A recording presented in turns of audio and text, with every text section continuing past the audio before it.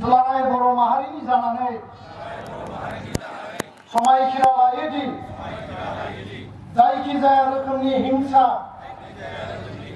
हिंसायारि खामानि आरो जाथायनि हेंथायै जों अराय गसंथागोन आरो गोजोन खौसेथिनि गेजेरजों बर' माहारिखौ गेरेमसा माहारि दानायाव जों बयबो बाहागो लानायनि गेजेरजों जाफुंसार होगोन।